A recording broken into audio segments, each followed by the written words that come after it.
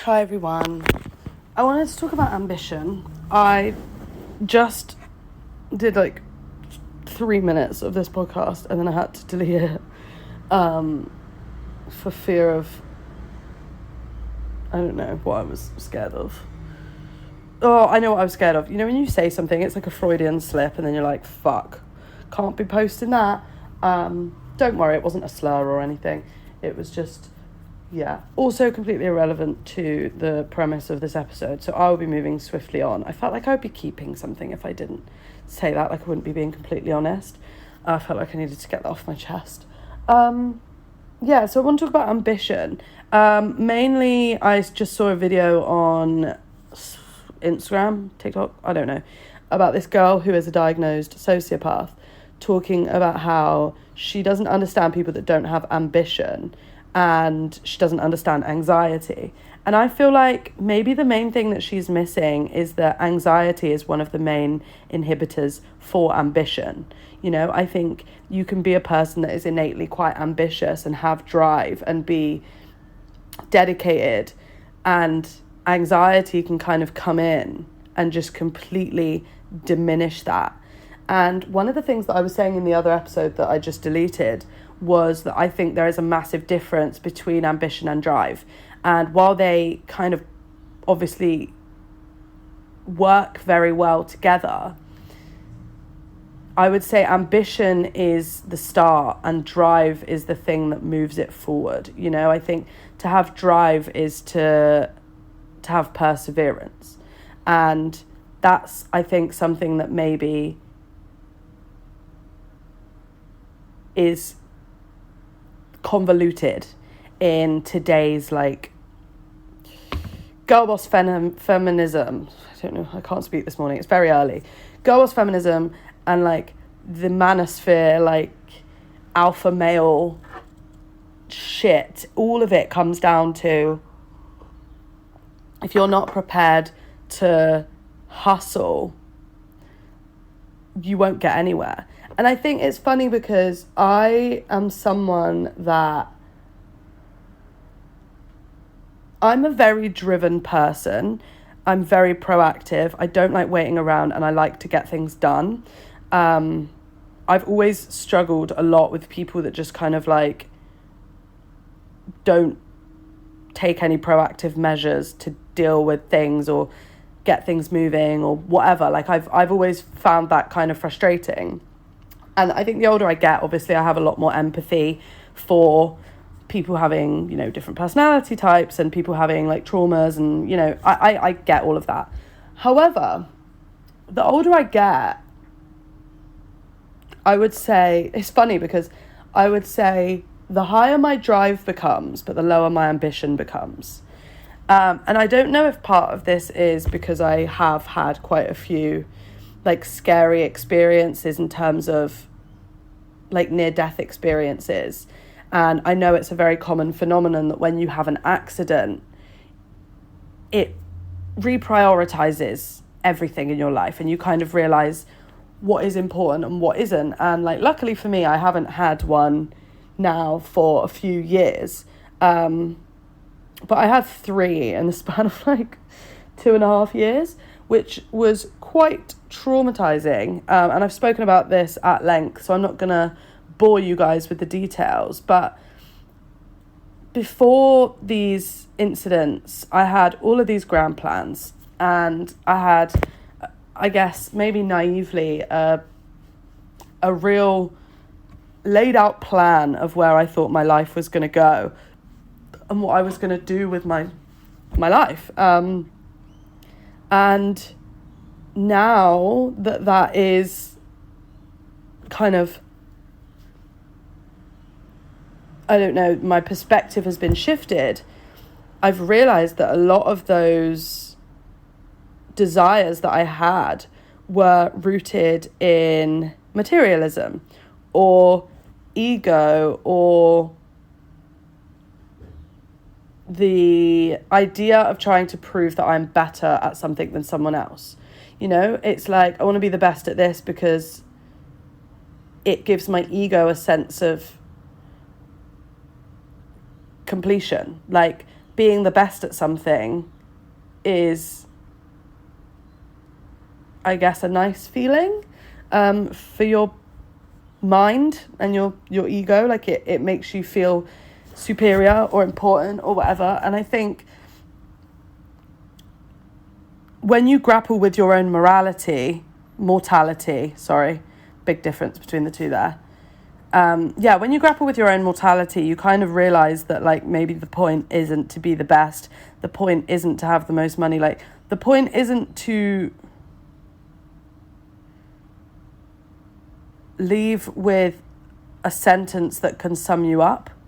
I think that's the main thing. And I've got friends that are very successful, and you know, they make a lot of money and they have a lot of things, you know, and like, to the average person looking in, their lives are what you would consider to be like the dream life, and they enjoy that lifestyle, and that's great. But like, I'm not friends with those people because of how much money they make, or because of, you know, the Christmas presents I get from them, things like that. And I think when they die, I won't, and I would hope that they are around people that also feel the same as me. But when they die, I won't be going, R.I.P., you made so much money, you know? And I know this isn't a new philosophy, like this whole thing of like, when you die, you want someone to be like, okay, he was philanthropic, or he was considerate, he was empathetic, he was this or that or whatever. Like, everyone knows that that's what you want to be able to say about, or someone have to say about you when you die.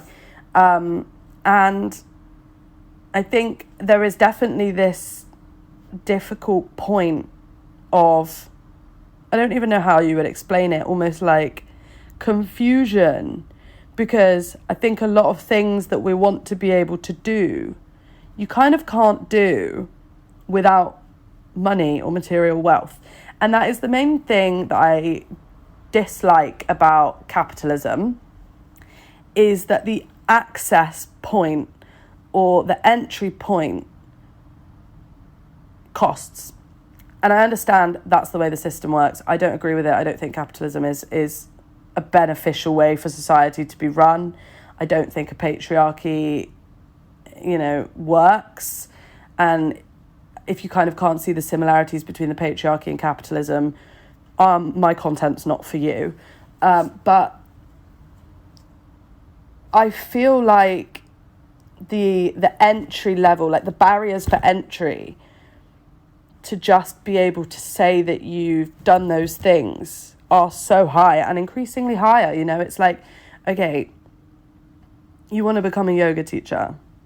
Cool. You can do that in England, right? Or Wales, or Australia, or Mexico, wherever you live. Say, for example, you're from England like me, and you know that you want to train in India and, you know, go the traditional route and like genuinely learn about the fundamental principles of yoga, where it originated, you know. That's a lot of money. That is going to cost you money, and it is innately a privilege to be able to go and have that experience. And that's what I'm talking about when I'm saying that there are barriers to entry. You know, if you become a yoga teacher and you feel fulfilled by that, it is still a privilege that you were able to go to India and complete that certification.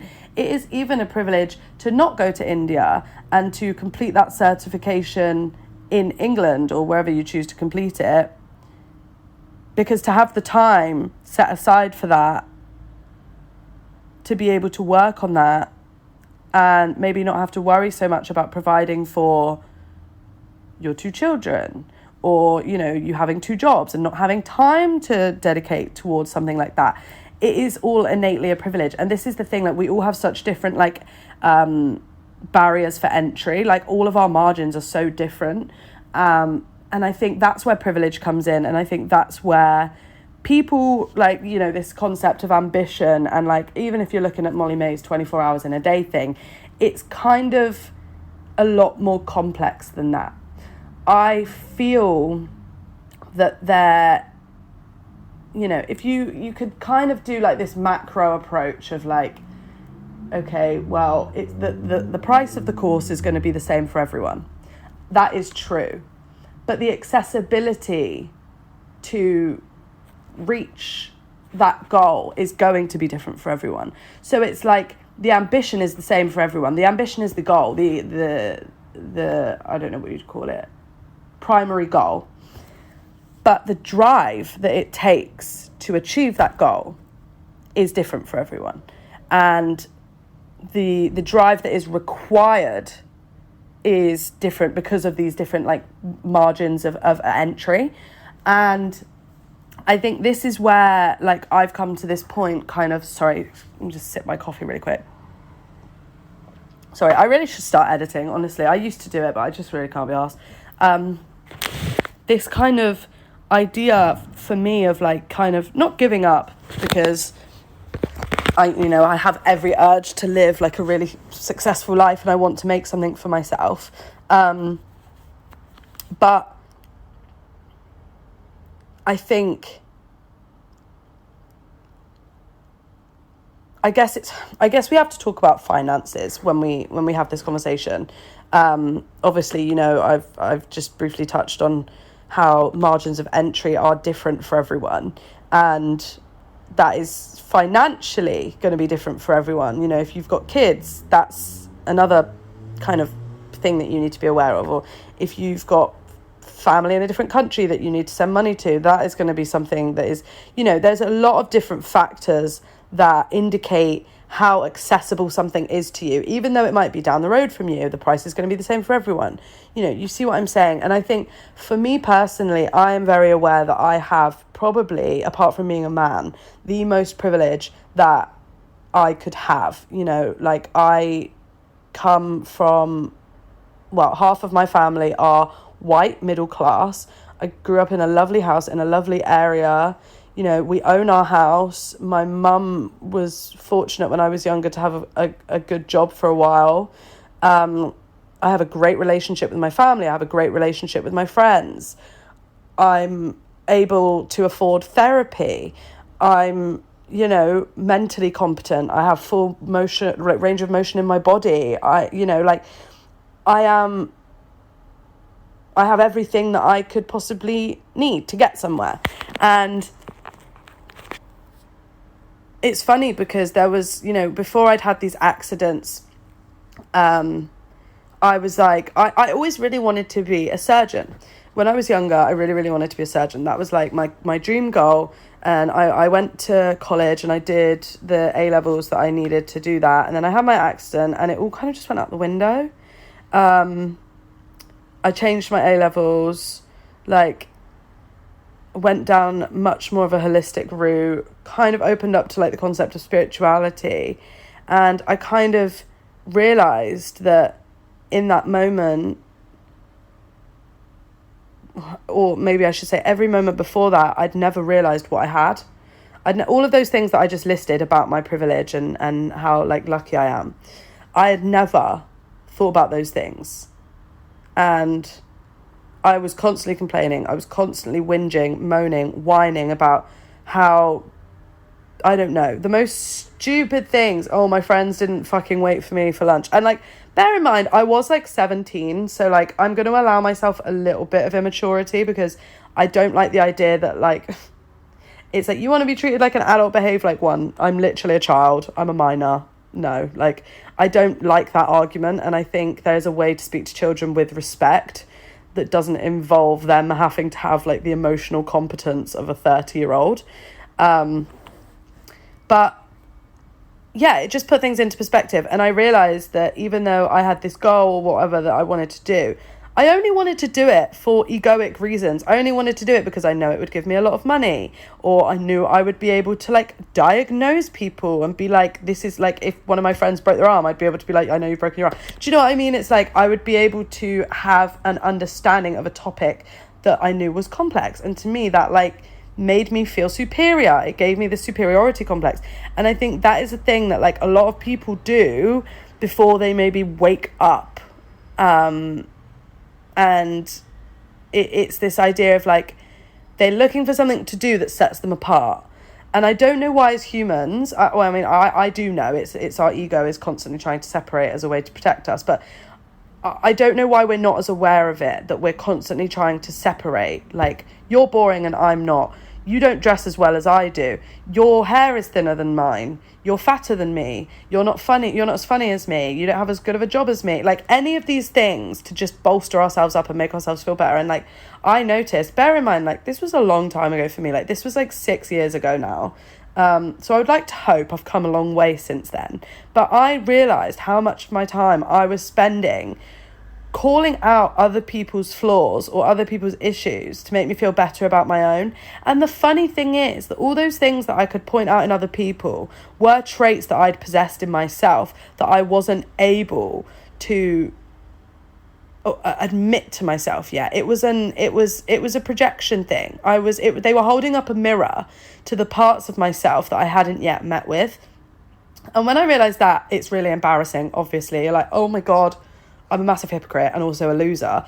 But that point is so fundamentally transformative, because from that point forward, you can think, okay, instead of being a massive bitch all the time, like I was at 17 and 18, I can now think to myself, okay, let's not do this again. Like, you know, I think, sorry, coffee break. One of the main things that I carry with me is when I acknowledge something about myself, or I realize something about myself. It could be good, bad, whatever it is. So let's say, for example, it's bad. So recently, like, I would say 2026 for me has been the year of realizing that I'm a hypocrite. And that has been probably like one of the biggest things that I've been able to address within myself, is that I have hypocritical tendencies, or I change my mind about things, and I can't be the one lecturing someone else if I'm then doing the same thing for myself. But having that realization, as horrible as it was and as uncomfortable as it was, has now brought it to light so that it's easier for me to then acknowledge that in the future when I say something. It's almost like fresher in my mind. It's like, well, I just said something that directly opposed that like last week. So which one is it? And I think a big thing with like hypocrisy as a trait is a lot of it stems from being confused and not knowing what you want to do and where you want to go and who you want to be and whatever. It's literally just a case of you not knowing what you stand for. So as a result of me acknowledging the fact that I have hypocritical traits, I'm now fine-tuning what I actually stand for. So it's like I've turned this thing that was a negative trait into a positive realization for myself. You know, and I try and do this with traits throughout my life. You know, it's like back in the day when I was a bitch, I tried to stop being a bitch and realized, like I just said, like I was using it as a way to make me feel better about myself. So what does that lead to? Okay, I have a low sense of self-esteem. So, you know, then you can do things that work on your self-esteem. Relatively simple once you figure out the formula. But I feel like in terms of, you know, ambition and drive, I guess for me, things became more fluid. I regained an ability that I think I'd lost a long time ago, which was sort of a sense of connection with myself. And like for those of you that don't know, I am very spiritually inclined, and it helped me rebuild that relationship with spirit or God, or however you choose to define that relationship. It's different for everyone. I've noticed I used to call it source in a lot of my podcasts. I used to call it source, and now I call it spirit, and I don't know where that shift has come from, but same thing. In my head, same thing, different for everyone, I know. But I think reconnecting with spirit for me helped me figure out what I want and who I want to be, and almost like, I think the main thing that taught me, to be honest with you, was having faith. I know we don't like him at all, and I'm not like trying to like flex on his name and like give him credit right now, but Russell Brand made this podcast. This was years ago, bear in mind, before the allegations came out. I don't support this man. I don't engage in any of his content anymore. But he made a point to me, not to me, but on this episode a few years ago that really stuck out to me and has stuck with me.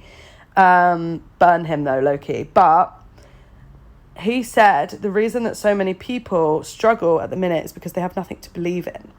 And I really do believe that, because my life got infinitely better the second I started believing in something greater than myself. And it also allowed me to stop being so fucking selfish. Like, I realised that I was a part of something so much bigger than myself that I couldn't conceive. And it's like, I think this is the main issue that I have with primarily men, because like men can never comprehend something that they can't physically see. Like, for some reason they don't have that ability. But to be able to I'm trying to think of a way to word this, to be able to comprehend something that you know is there, that you have no proof of, but you know is part of you and you are part of it, and it is this harmonious and sort of symbiotic relationship that connects you to every other thing on this earth. It's a feeling of community that I cannot explain to you unless you have experienced. I bear in mind, I was an atheist the whole of my life. I didn't believe in anything. So yeah, I am not the sort of person that would, come online and be like, go and read a Bible. Like, I did not believe in God. I did not believe in Satan. I did not believe in anything of the sort. I thought it was all ridiculous. Honestly, I would laugh at you. Like, I was one of those people that was like, ha, you think that's real? You're an idiot. Like, I genuinely believed people that believed in spirit were like lesser than individuals and dumb. And it's so funny to look back on now. And that's why when I meet people like that now, I think it's hilarious. Like, and I find it really funny that they get so irate about something that does not affect them at all. But for me, having this belief that I've been able to carry with me, that one, I'm going to be okay. That's like the main thing that it gives me, is that I'm going to be okay. Even if I die, I know I'm going to be okay. And two, that I am on this path. Like, I have a path and I have a direction, and it's like this thing of, once you know what to look for in synchronicities, they are everywhere, and like, following the signs that are laid out for you, you're never going to get lost. And it's such a nice feeling, and it's massively taken away that need for physical, third dimensional material success, because I think as long as I'm walking the path that I know that I'm meant to, and again, I can't explain it to you unless it's something you've experienced for yourself. I don't know how to explain it to you. There's no words to explain it. It's just a feeling. If you're spiritual or religious, you'll know what I'm on about. But yeah, it just takes away, and I think this is where that thing of like that lack of ambition comes in, because for me it's like, I know that for the rest of my life I'm walking the path that I'm meant to walk, and I know that sounds really like woo-woo and whatever, but like, I know that I'm set. Like, I'm okay. My life is written for me. Like, it's done. There's nothing I can do to change it. I can choose another path, but when I do that, nothing ever works out for me. I'm met with job losses. I'm met with financial hardship. I'm met with struggle. I'm met with indifference. I'm around people I don't like. I'm in situations I don't like. I'm, constantly struggling, constantly in fight or flight mode. Like, I'm constantly battling with myself and others. And I guess maybe because I've kind of like done the back and forth for it for a while, I can tell when I'm like, on the right track, and I can tell when I'm being pushed out of something. And it is that thing of redirection, taking a challenge as redirection instead of just moaning about it is one of the things that I'm so grateful that I've been able to develop, like, as a skill. And I think that's where that whole thing of like, it's like people being like, oh, you've got no drive and you've got no ambition. I have drive. I get things done. Like, I'm very, very proactive, and I'm a very type A person. But in terms of ambition, like, I'm leaving that up to fate. Like, I know that sounds a bit like, what do you mean? Like, you're leaving it up to fate. But I just know that everything will be fine. Like, I don't know. It's just this sense of it will be fine. And like, don't get me wrong, I get anxious sometimes. Like, I'm not typically someone that struggles too much with anxiety, but when I feel it, I get very anxious, and I was prone to panic attacks, like anxiety attacks, a lot when I was younger. I would say I veered more towards panic attacks than anxiety attacks, but I have had both. But yeah, it's kind of, you know, apart from times where I do struggle or times where I maybe do feel a little bit lost, it's so much easier for me to figure out my next steps now. And that doesn't come through lack of ambition. Well, I guess the main point is that the more connected to myself I feel, the less I feel I need to work really hard or prove myself to other people. You know, it's like, I saw this interview with, I think his name's Jordan from Rizzle Kicks, and he said the same thing, that the more spiritually inclined he's become, or the more he's connected with himself, he has less goals that revolve around materialism. And it is something that is like a widely discussed phenomenon in the spiritual community, is that, you know, it's like in Buddhism that enlightenment is detachment. It's not wanting, it's not needing, it's just being okay with where you are, always happy in who you are right now in this moment, and not saying, well, when I have this I'll be fine, or when I have this job I'll be fine, or when I have this partner I'll be fine, or, you know, it's like just getting to the place of complete acceptance with who you are. And don't get me wrong, I don't want you to listen to this and be like, oh my god, she's such a spiritual bypasser, because we go through hard times, and it is imperative that you grow from your hard times and you learn from them, and like, there will always be a lesson in your hard times. It'll either be a lesson or a redirection, one of the two, but that doesn't take away from the fact that you always have this belief, regardless of how hard I struggle and whatever I go through. Like, I've been going through a particularly rough period the last few weeks, just mentally, you know, grappling with a few different things, but I have never lost that faith. Never, not once, and I never will. And I hope that for those listening to this, you are able to reach a similar place. And I'm not saying that you need to be religious. It's different for everyone. You know, your religion might be a sport, for example. Like, you know, a lot of people use that as their mental outlet, or your religion might be learning a new language, or finding something that does not feed into your ego. You know, it's like, okay, I run because I want to be I want my cardiovascular fitness to improve, not because I want to look better than someone else. I'm learning a new language because I want to open up my travel opportunities, not because I want to flex on other people that don't know languages. Like, doing things for yourself that make your quality of life better. And for me, that is spirit, and that is running and whatever, you know, like, I have a few different things that I choose to do, but my brain is turning off. So I'm trying to like summarize this in a nice way, but I don't think it's going to work. But thank you so much for listening. I really appreciate it. And I'll speak to you guys soon.